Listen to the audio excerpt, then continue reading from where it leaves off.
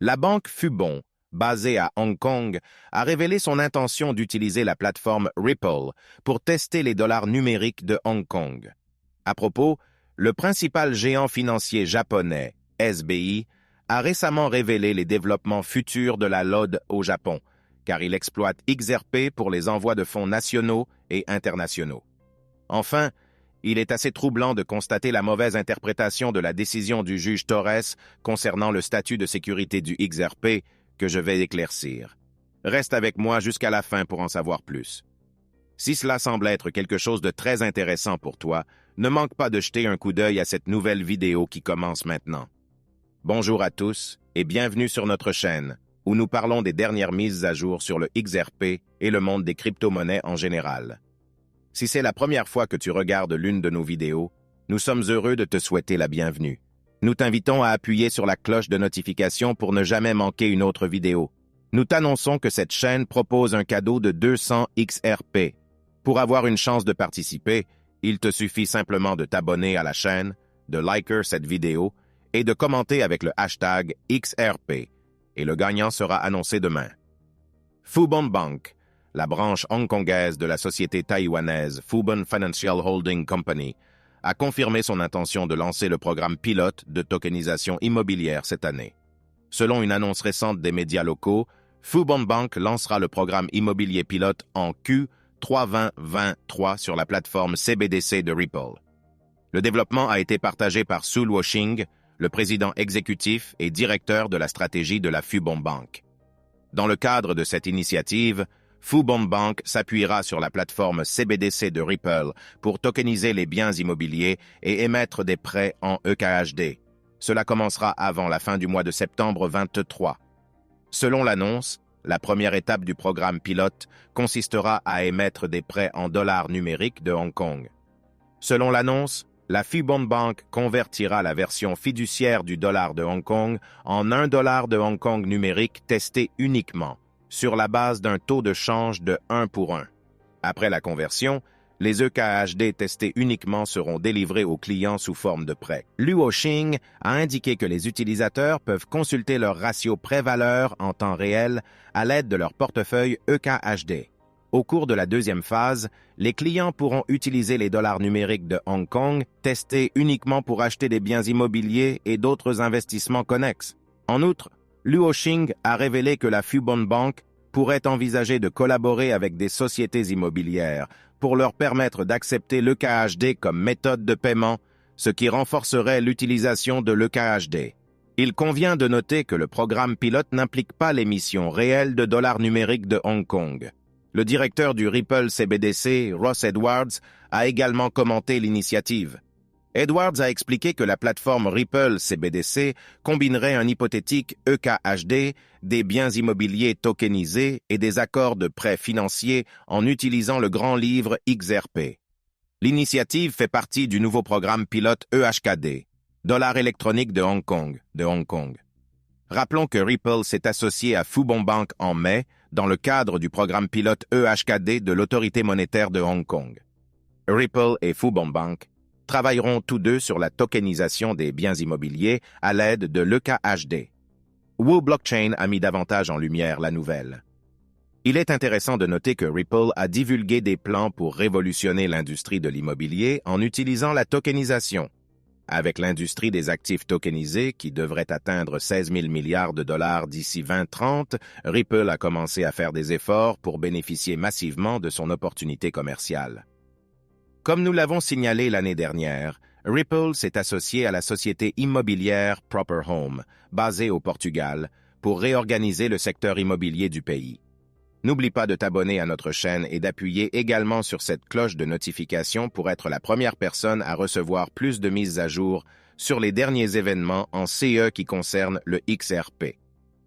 SBI VC Trade, l'activité d'échange d'actifs cryptographiques du géant financier SBI Group, a révélé les futurs développements du produit de liquidité à la demande de Ripple au Japon. La divulgation détaille la façon dont SBI vise à tirer parti de XRP pour les envois de fonds ODL au Japon et aux Philippines. SBI VC Trade a fait cette annonce lors de son webinaire Zoom du 30 juillet. Le webinaire comprenait des discours d'Emi Yoshikawa, vice-président de la stratégie et des opérations de Ripple, et de Tomohiko Kondo, directeur représentatif et président de SBI VC Trade. SBI VC Trade a notamment organisé ce webinaire pour débattre de la récente décision de justice dans l'affaire Ripple et diffuser des informations cruciales sur l'utilisation du XRP.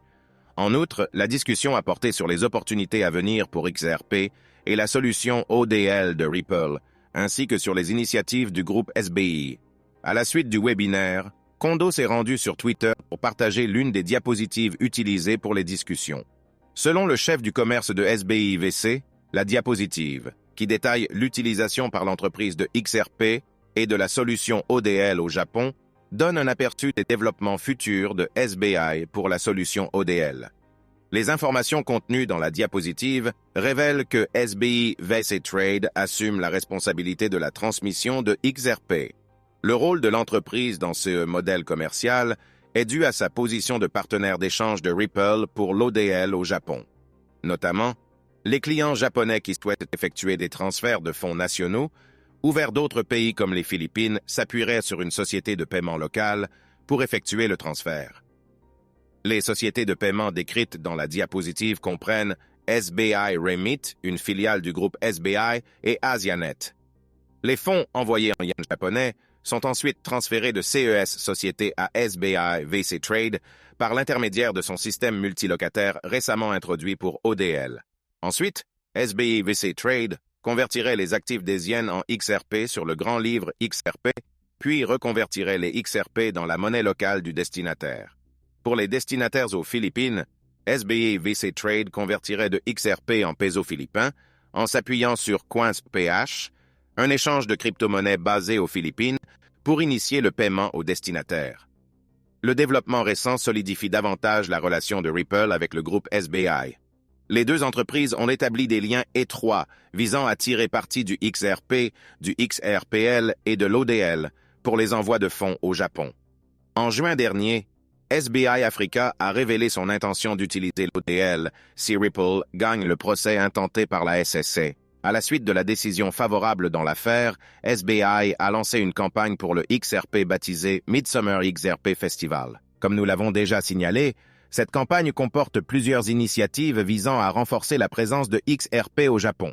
Ces initiatives comprennent une loterie XRP et des campagnes d'échange au comptant et par effet de levier. Passons maintenant à la grande question du jour. Quel est le statut de sécurité du XRP? N'oublie pas de t'abonner à notre chaîne et d'appuyer sur la cloche de notification pour être la première personne à recevoir plus de mises à jour sur les derniers événements concernant le XRP. Les analystes cryptographiques et juridiques apportent des précisions sur la décision de la juge Analisa Torres dans l'affaire opposant la SEC à Ripple. Dans un fil de discussion Twitter aujourd'hui, David Barrera, cofondateur et PDG d'Enama, a noté que de nombreuses personnes ont déformé la décision de la juge Torres concernant le statut de sécurité du XRP. Ceux qui affirment que la juge Torres a déclaré que le XRP n'est pas lui-même une sécurité ou comprennent mal ou déforment ce qu'elle a dit, a noté Barrera. Selon Barrera, la fausse représentation de la décision découle du fait que la juge a utilisé le mot « incarne ». Il a posté un extrait de la décision du juge Torres concernant le XRP qui dit « XRP, en tant que jeton numérique, n'est pas en soi un contrat, une transaction, une virgule ou un schéma qui incarne les exigences Huawei d'un contrat d'investissement. » Par conséquent, Barrera a précisé que le juge Torres n'a pas statué que le XRP lui-même n'est pas une valeur mobilière. Le juge n'a pas non plus déclaré que XRP n'est pas un instrument qui incarne un intérêt dans le schéma. Il a affirmé que le juge de district américain a déclaré que XRP, en soi, n'est pas un schéma qui incarne toutes les exigences de Huawei. De plus, Barrera a noté que la SEC n'a jamais soutenu que XRP est le schéma entier qui constitue le contrat d'investissement. Selon Barrera, la position de la SEC dans cette affaire était que le schéma qui incarne toutes les exigences de Huawei n'est pas XRP, mais toutes les circonstances entourant l'offre et la vente de la pièce. Il ajoute que la décision du juge Torres ne répond pas à la question de savoir si XRP ou tout autre jeton numérique incarne un intérêt dans le contrat d'investissement. Tout ce qu'elle a dit c'est que XRP n'est pas en soi un type particulier de schéma, un schéma qui incarne toutes les exigences de Howey, a-t-il ajouté. En outre, Barrera a déclaré que le test Howey n'abordait pas la question de savoir ce qui constitue la vente de titres. Il a ajouté que le test juridique se concentrait uniquement sur ce qui constitue un contrat d'investissement, un type de sécurité. Barrera a soutenu que les gens ne peuvent pas appliquer les CA qui interprètent la définition légale d'une sécurité à l'interprétation d'une vente.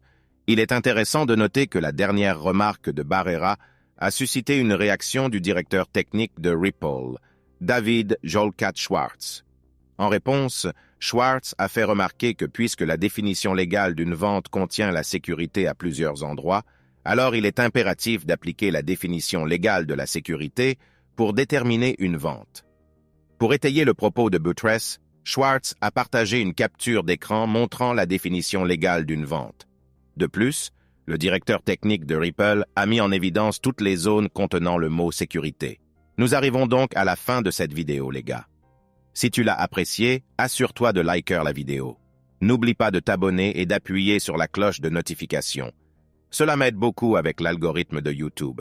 De plus, tu peux aider à éclairer les autres comme tu l'as été en partageant cette vidéo avec le plus grand nombre de personnes possible. Faisons circuler cette nouvelle partout, les gars.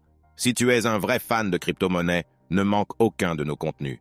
À demain pour parler des dernières nouvelles qui nous concernent tous en tant que communauté.